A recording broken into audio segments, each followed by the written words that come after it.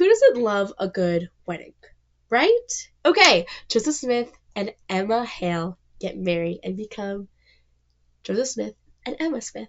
And it's so beautiful. I love weddings, even though I've only been to like 2 in my life, and one of them I was like 3 years old. But still, I love weddings. I'm romantic, okay? So he gets married, and then after he ends up getting married is actually when he gets, not like right after, but chronologically speaking, he gets married and then he gets the plates. That's the order of events. So he gets the plates, but before he does, he has this warning. I don't know chronologically when he gets this warning, but I want to just read this warning to you before we talk about him getting this plates. It says, I think, yeah, I'm just going to read this whole verse to you. It says, "At length the time arrived for obtaining the plates, the Urim and Thummim, and the breastplates. On the 22nd day of September, 1827, having gone as usual at the end of another year to the place where they were deposited, the same heavenly messenger delivered them up to me with this charge, that I should be responsible for them, that if I should let them go carelessly or through any neglect of mine, I would be cut off, but that if I would use all my endeavors to preserve them until he, the messenger, should call for them, they would be protected."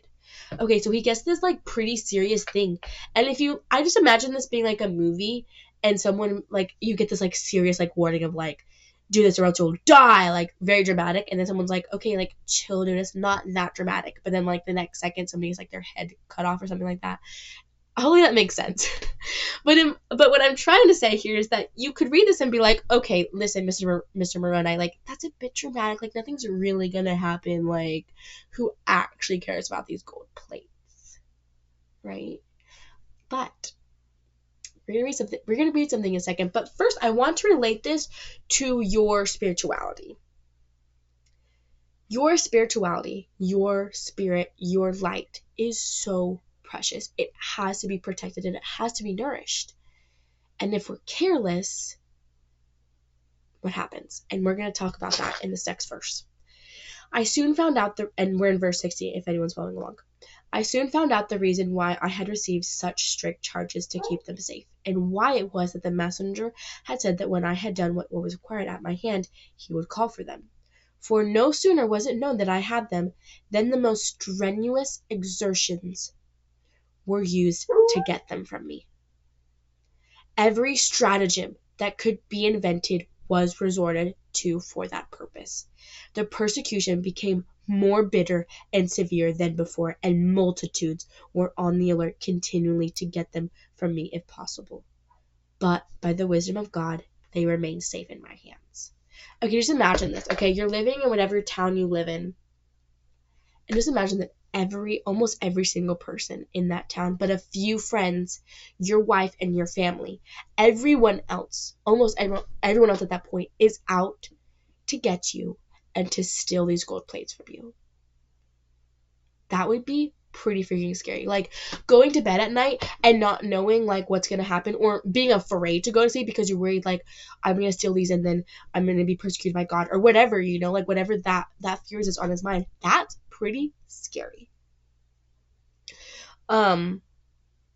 Shoot, I lost my thought. What was I gonna say? Oh, relating this back to our spirituality though.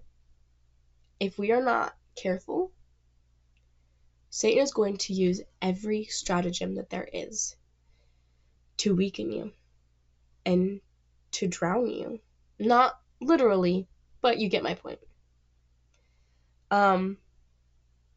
Shoot, there's a thought that keeps coming to me and I keep losing it. Shoot. Oh, I was gonna say that okay, just thinking about me, my normal life. If I heard that someone supposedly had this gold or whatever, I would not at all feel the need to like try and steal it from him, like commit a crime and steal from him. Like, I'd just be like, okay, whatever, dude, like if you have gold plates, like whatever, or even if you don't, like whatever, like, that's great that you believe that you do. So then my question is, why did almost like everyone feel the need to persecute him and to try and get these plates? It's insane. No one in their right mind. I mean, maybe like a few people, crazy people would be like, I need to get these plates, like, da da da da. But everyone, like, there's something else going on here, and that's Satan. Satan got into their minds. Satan did not want this book translated. And if he went to all of that work to keep the Book of Mormon from being translated, then how important is the Book of Mormon? And are we careless about how important it is?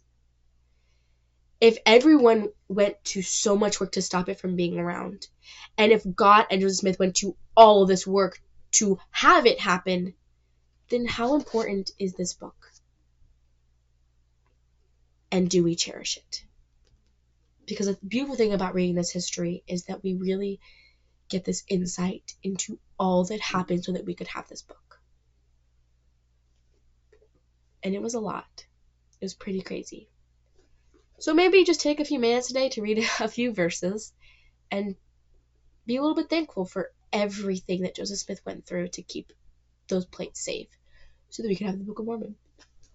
Now, quickly, I want to talk about how there's this guy named Martin Harris that was friends with Joseph Smith and was actually his translator at one point. He lost the pages, whatever. But what I want to talk about is that Martin Harris took some of the translated stuff to a professor. And this is what Martin Harris said in his own words. I went to the city of New York and presented the characters which had been translated with the translation thereof to Professor Charles Anthon, a gentleman celebrated for his literary attainments. Professor Anthon stated that the translation was correct, more so than any he had before seen translated from the Egyptian. I then showed him those who were not yet translated, and he said that they were Egyptian, Chaldaic, Assyric, and Arabic, and he said they were true characters. He gave me a certificate certifying to the people of Palmyra that they were true characters, and that the translation of such of them as had been translated was also correct. I took the certificate and put it into my pocket, and was just leaving the house, when Mr. Anthon called me back and asked me how the young man found out that there were gold plates in the place where he found them. I answered that an angel of God had revealed it unto him. He then said to me, "Let me see that certificate." I accordingly took it out of my pocket and gave it to him, when he took it and tore it to pieces, saying that there was no such thing now as ministering of angels, and that if I would bring the plates to him, he would translate them. I informed him that part of the plates were sealed, and that I was forbidden to bring them. He replied, "I cannot read a sealed book." I left him and went to Dr. Mitchell, who sanctified what Professor Anthon had said respecting both the characters and the translation. Okay, there's a couple of thoughts about this. It could be very, very easy to believe that none of that happened, that it's just a story that Martin Harris came up with and Joseph Smith came up with just to be a lie or whatever, because clearly they don't have a certificate, and it's very easy for someone, especially maybe some non-members, to say that never happened, they just made up that story. But if you choose to believe that story, if you choose to read it and pray and ask if it's true and get confirmation, think about the significance of that. Someone said, these are true characters. This is real, like, from that language.